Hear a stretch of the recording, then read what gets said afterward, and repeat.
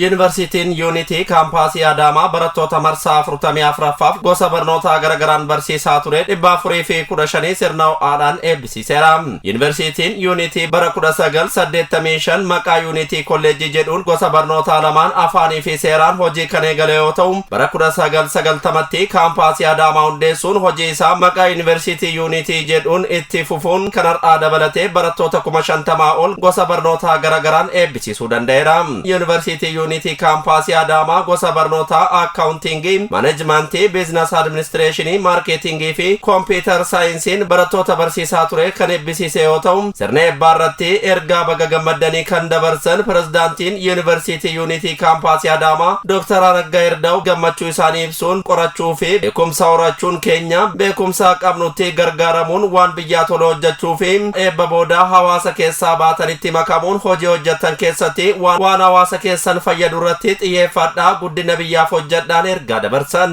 ከጉቦ ከሙስና የጠራ አገልግሎት hawaasatti makamtan hawaasa keessan tajaajiltan amanamummaan tajaajiluun malaamaltummaaf hojimaata badaarraa of eeguun kan jedhu gaafii isiniif dhiyaatudha.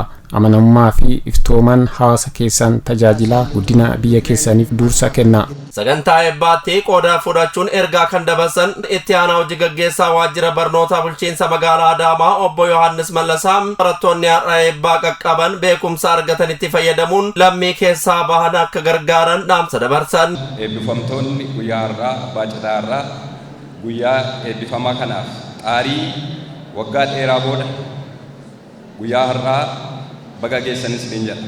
Akkasumas asiitii yeroo baatan eebbifamtanii xaarii waggaa dheeraa booda asiitii yeroo baatan hojii barbaaduu irraatii hojii uumuudhaaf of qopheessitanii baatanii guddina biyyi keenya jalqabde kana keessatti gahee keessan gahee leencaa akkasiin baatan dhaamsa koo asiin dabarsuu barbaada.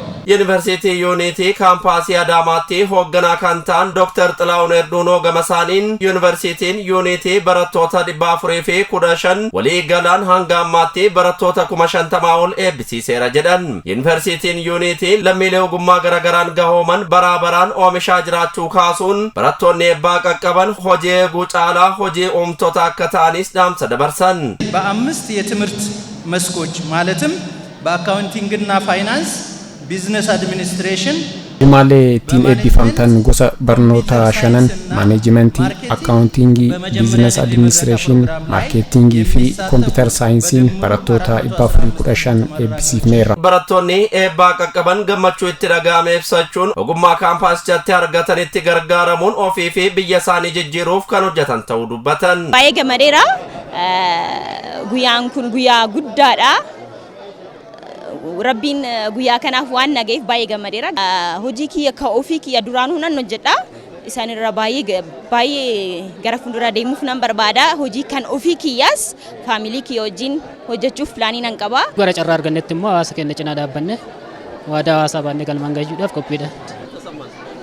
በጣም ደስታ የተሰማኝ በተለይ በማዕረግ መመረቄ